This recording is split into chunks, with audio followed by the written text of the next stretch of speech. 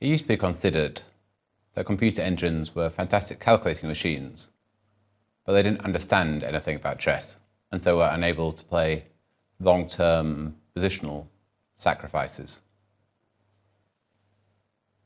This might have been true until AlphaZero burst on the scene in 2017 and stunned the world with its long-term positional play.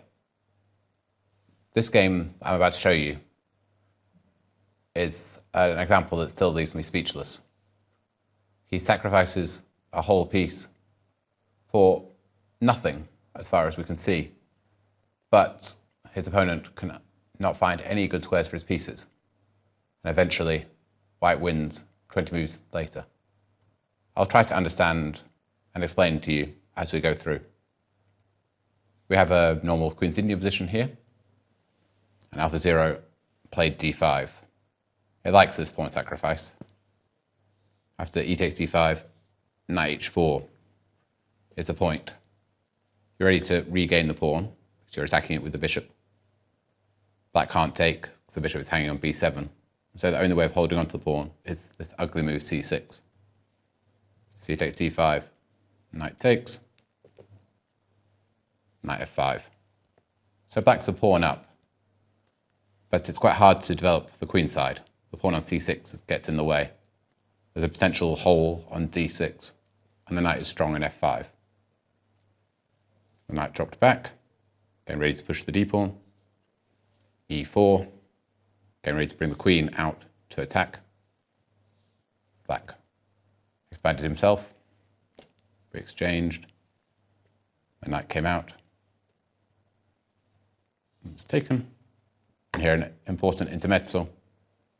White doesn't want to allow the queen exchange. It said queen g4. The mate threat means black doesn't have enough time to save the knight. Stockfish blocked with g6. Bishop f6 would be the other way to do it. After b takes c3, white would be ready to play the bishop out to a3 with gain of tempo and the rook, followed by bringing the rooks into the center, and the knight jumping to d6. Therefore, it's safer to leave the bishop controlling the a3 square. With g6, threw in the check first, and then recaptured. And so, if we look, the compensation for the pawn here should be reasonably obvious. Black's king is a bit vulnerable, and the dark squares are weak. White is ahead in development, and black still struggles to develop over here on the queen side. Whereas we've got ideas of bringing the rook to d1, the bishop out into the game. But tactically, Stockfish thinks it's got everything under control. The queen is shunted away. The threat otherwise was knight f5 check, using the pin. So black needs to undevelop. Queen f4. Black said, please exchange queens, and no thanks, we're still the ones attacking. And then played g5 to attack this knight. This was a point that really caught everyone's interest when the games were released. Everyone and their engines would play the knight back to g4 here, with what you'd think is reasonable compensation for the pawn. Black's king is a bit drafty, and his pieces still haven't found ideal squares. AlphaZero instead decides to simply develop its rook and leave the knight to be taken. Stockfish says, thank you. And h4. There's one direct threat here of rook takes e7 and bishop takes g5 check, forking the king and queen. But Stockfish deals with that easily with f6. When AlphaZero simply develops with bishop e3. So let's have a look at this position. Black is a whole knight and pawn up, and white has no threat, no straightforward threat, but not even an immediate threat. White is simply developing his pieces. The claim is that it's so difficult for black to develop on the queen side, and this king is going to be weak long term, that white can afford to play strategically and not worry about the missing piece. Certainly it works very well in this game. Stockfish develops. We just bring our final piece into the game. You can't argue that our pieces are extremely well placed, but is it worth a piece? Queen a3. Okay, of course the queens have to stay on. b5. Hitting this queen back again. H takes, f takes. Now another very pretty bit of geometry from AlphaZero. Where do you think this queen should go?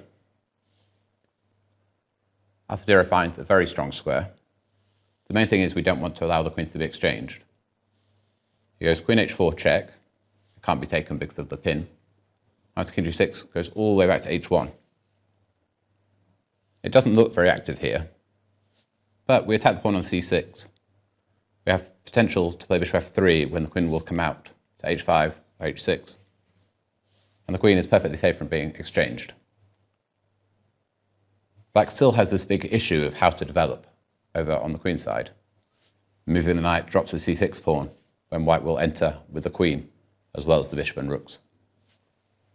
The king ran, so that at least on taking on c6 it won't be check.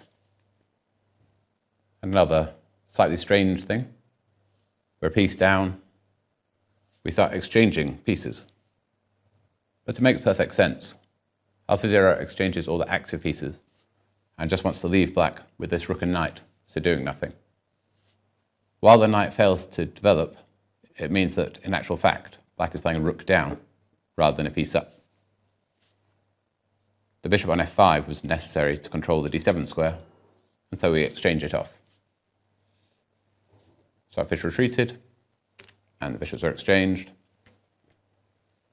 Queen h3, having a look at these light squares that are now available with the bishop removed from the board. Bishop f6, king g2. The threat is played rook h1 and queen h7. Suddenly the queen is a strong attacking piece. Stockfish decided to defend passively with queen takes a2, rook h1 and queen g8. Doing a piece count now, it's knight and 2 pawns for free. c4, another beautiful move, offering a 3rd pawn. The idea is very deep. The queen can't take it, and if you take with the pawn, white can now play f4, opening lines towards the king, without allowing queen a2 check, because the pawn is in the way on c4. After f4, the bishop enters, and we get another open file, and in fact, black is getting mated. Stockfish played rook e8 to prevent f4, as bishop would be hanging. And AlphaZero calmly continues its policy of exchanging off all of black's active pieces, leaving the rook and knight. Stockfish took it. Rook d8 looks sensible, but here you can see the power of the queen, the remaining queen and rook, after the exchange, and f4, opening up lines to the king.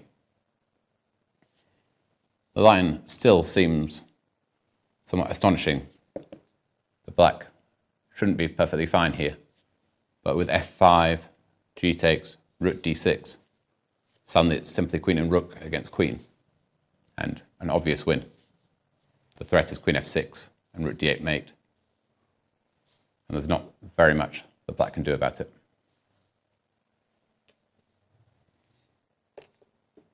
Stockfish obviously calculated that it couldn't exchange the pair of rooks, and so took immediately on d4. Rook takes d4, and now rook d8.